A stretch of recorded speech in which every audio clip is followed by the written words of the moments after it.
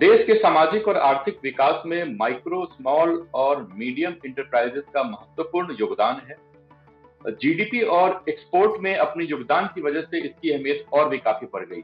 नमस्कार, मेरा नाम प्रत्युष रंजन, एग्जीक्यूटिव एडिटर जागरण न्यू मीडिया के साथ, और मैं आपका स्वागत करता हूं जागरण नया भारत सीरीज में, जिसमें आज हमारे साथ हैं mister Aditya Sharma. Mister Aditya is the founder of afford plan. Mister Aditya, आपका नया भारत सीरीज में स्वागत है। शुक्रिया प्रत्युष। मिस्टर आदित्य, सबसे पहला सवाल, पिछले लगभग 2 वर्षों में के दौरान हमने देखा है कि एमएसएमई सेक्टर के सामने कुछ प्रमुख चुनौतियां आई हैं, कुछ बड़ी चुनौतियां आई हैं। इसका सामना भी हम सबने मिलकर किया है। तो आपके हिसाब से वो कौन सी बड़ी चुनौतियां थी, बड़े चैलेंजेस थे जो इस सेक्टर ने फेस किए हैं कोविड ड्यूरेशन के दौरान? जी। प्रत्युष जी, अब मेरे को काफी 25 साल हो गए काम करते हुए, जिसमें पिछले 20 साल में मैंने काफी फंड्स के साथ काम किया है, बिजनेसेस को देखा है, north south east west. MSME sector का जो योगदान है in the development of a country, वो सबसे ज्यादा है, क्योंकि कुछ ही कंपनीज बड़ी हो सकती हैं, और स्टार्टअप या एमएसएमई का जो सक्सेस होता है वो डिफाइन करता है एक कंट्री की एंटरप्रेन्योरियल वेल्थ, कि एक आदमी स्क्रैच से अपने पैसे लगा के कितनी दूर तक आया है।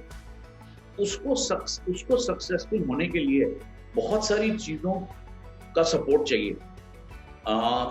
फॉर एग्जाम्पल, आज के दिन में टेक्नोलॉजी, बहुत सारे लोग हैं जिनके पास बहुत अच्छे आइडिया होते हैं, बट हर आदमी टेक्नोलॉजी नहीं समझता। और इंडिया में इतने ज्यादा सॉफ्टवेयर इंजीनियर आ रहे हैं, और आप देखेंगे बहुत सारे सॉफ्टवेयर इंजीनियर ऐसे भी हैं जो बेरोजगार हैं।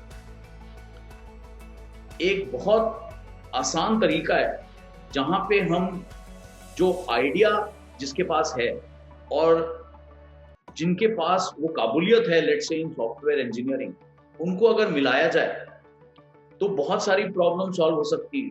सो हमारे लिए, गिवन द कोविड रिस्ट्रिक्शंस, सबसे आसान तरीका तो यही हो सकता है, नंबर 1। नंबर 2, ज्योग्राफी में सबसे ज्यादा सॉफ्टवेयर इंजीनियर जो आ रहे हैं आज के दिन में, साउथ और कुछ एरियाज इन यूपी बिहार आ रहे हैं, पर सब जगह नहीं है। मैं अभी बंगाल में हूँ, यहाँ पे अभी भी इतना वाइड स्प्रेड यूसेज नहीं है। इट्स नॉट कि सिर्फ हेल्प चाहिए, इट इज की डिस्ट्रीब्यूशन भी बेटर हो सकता है। तो एक तो टेक्नोलॉजी की का सपोर्ट है। दूसरा, कैपिटल। अगर प्रोएक्टिवली स्टेट या सेंट्रल गवर्नमेंट काम करे एंटरप्रेन्योर्स के साथ in providing them easy capital. Now easy capital का मतलब ये नहीं कि आपने पैसे लिए और आप गायब हो गए, नहीं, या आपने पैसे लिए और आपने वापस नहीं लौटाए, बट आप उनको इजी टर्म्स में पैसे दे सकते हैं। So for example, banks will be very hesitant, क्योंकि बैंक्स के ऊपर many of them are listed in the stock market, उनके ऊपर एनपीए का प्रेशर आता है, पर गवर्नमेंट ये रिस्क ले सकता है। गवर्नमेंट्स लेती भी है। आज के दिन में आप देखेंगे यूएस में आईएफसी है, फ्रांस में पार्को है, इंग्लैंड में सीडीसी है, हॉलैंड, कनाडा, सब जगह ऐसे फंड्स हैं जो डेवलपमेंट के नाम पे या इम्पैक्ट के नाम पे लेस एक्सपेंसिव कैपिटल देती हैं। मैं काफी साल लो कैपिटल में था, जहां हम इन्हीं फंड से पैसा उठाते थे और इम्पैक्ट ड्रिवन बिजनेसेस में डालते थे। यानी कि हमें अगर दूध की कंपनी चाहिए, हमको दूध की कंपनी गुड़गांव में नहीं चाहिए क्योंकि वहां पे ऑलरेडी 100 हैं, बट झारखंड में चाहिए, क्योंकि अगर हम एक दूध की कंपनी सेटअप करते हैं, वहां पे फार्मर्स की गाय जो है उनका यूटिलाइजेशन होगा, उनको सीड की क्वालिटी बेटर मिलेगी। तो थोड़ा विजन और थोड़ा रिस्क लेना जरूरी है। मेरे हिसाब से इंडिया में टैलेंट की कोई कमी नहीं है, आइडियाज की कोई कमी नहीं है, पर अगर हम ये कैपिटल और टैलेंट को मिलाएं और साथ में प्रोसेसेस को आसान कर दें कि इतने कागज नहीं डिलीवर करने हैं, इतनी जगह साइन नहीं मारना है, इतना टैक्स नहीं भरना है, राइट। आप सिर्फ बिजनेस पे फोकस करो, हमारी जो बाकी ऑर्गेनाइजेशन हैं, चाहे वो स्टेट हो या सेंटर हो, हम बाकी सब देख लेंगे। होगा क्या, आप आज के दिन में जो अर्बन एरियाज की तरफ मैसिव क्रश होता है पॉपुलेशन का, सब बॉम्बे, दिल्ली, बैंगलोर भाग रहे हैं।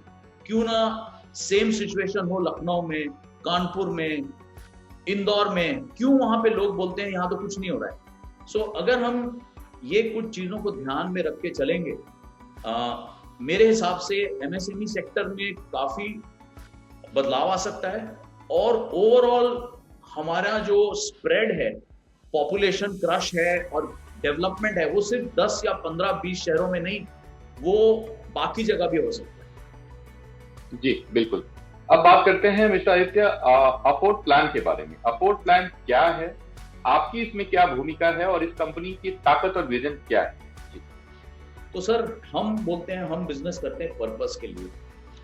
आज के दिन में अगर भारत में हमको कुछ करना है, 30 सेकंड में, 30 मिनट में बर्गर या पिज्जा बेच के हम कोई डेवलपमेंट नहीं ला रहे हैं ना, नौकरी जरूर दे रहे हैं।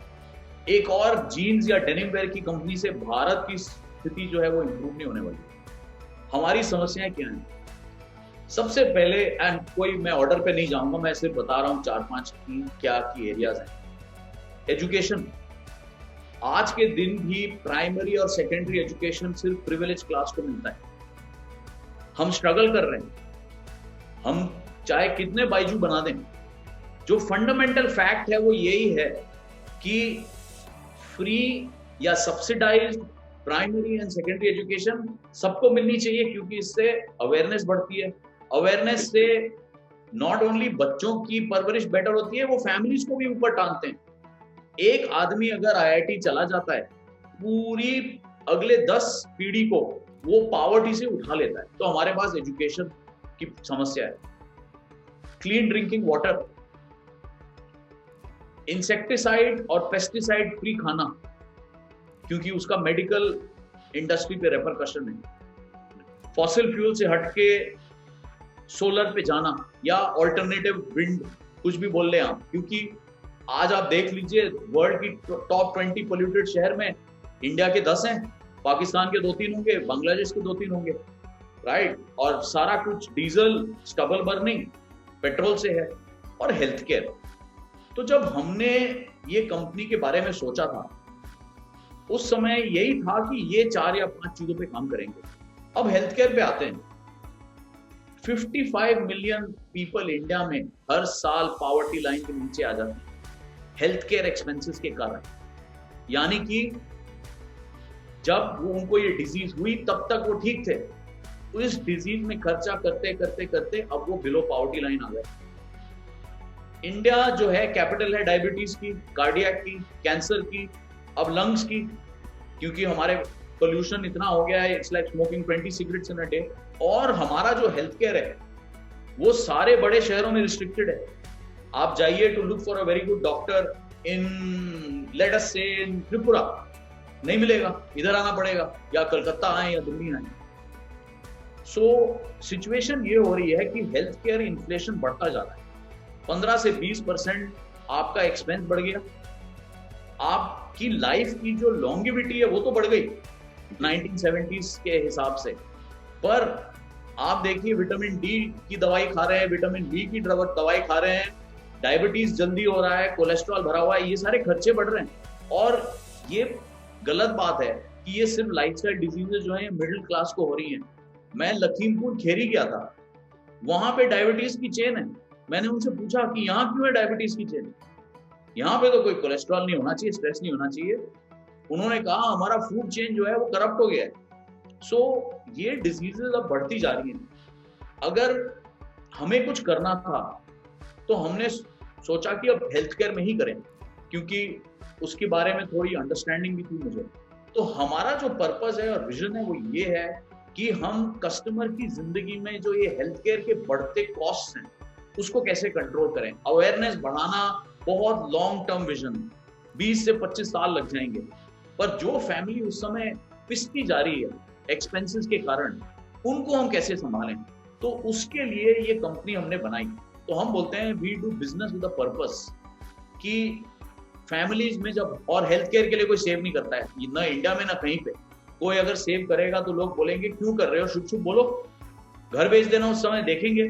और आप देखो जब आफत होती है, और हमारे साथ हुई है, आपके साथ में भी, you will also know people, हम भागते हैं बैंक, फिक्स डिपॉजिट तोड़ते हैं, गोल्ड बेचते हैं। तो हम चाहते हैं कि हेल्थ केयर सेविंग्स प्लान के और हेल्थ केयर में जो टोटल खर्चे हैं, ए उनको थोड़ा कम करें, बी जितने हम फाइनेंशियल प्रोडक्ट्स ला सकते हैं जिससे कि बेनिफिट मिल सके लोगों को, वो उसको यूज करें। हम इंश्योरेंस को रिप्लेस नहीं कर रहे हैं, इंश्योरेंस अपनी जगह है, राइट। तो ये हमारा विजन था जी। बहुत डिटेल में आपने मिस्टर आदित्य बताया। जो भी लोग, जो कंज्यूमर, जो कस्टमर आपके साथ जुड़ रहे हैं, आपके अफोर्ड प्लान के साथ जुड़ रहे हैं, उनको आपसे क्या उम्मीद करनी चाहिए और किस तरह की मदद उनको सीधा आपसे मिलती है? जी। तो हम क्या करते हैं सर, हम बोलते हैं कि हम आपके खर्चे कम करने में इन्वॉल्व हैं, पर वो एक सिर्फ लाइन है, उसके नीचे काफी डिटेल में हमारा प्रोडक्ट काम करता है। तो हमारा प्रोडक्ट 2 एरियाज पे काफी इन्वॉल्व होता है जी। इनफैक्ट सारे मेडिकल एक्सपेंसेस पे। तो अगर हम मेडिकल एक्सपेंसेस को तोड़ें, तो एक मेडिकल एक्सपेंस हुआ जब आप डॉक्टर के पास जाते हैं, वहां पे डॉक्टर आपको बोलता है ये दवाई खाओ या ये टेस्ट करो, तो हम बोलते हैं आउट पेशेंट डिपार्टमेंट यानी कि ओपीडी, लेबोरेटरी, फार्मेसी।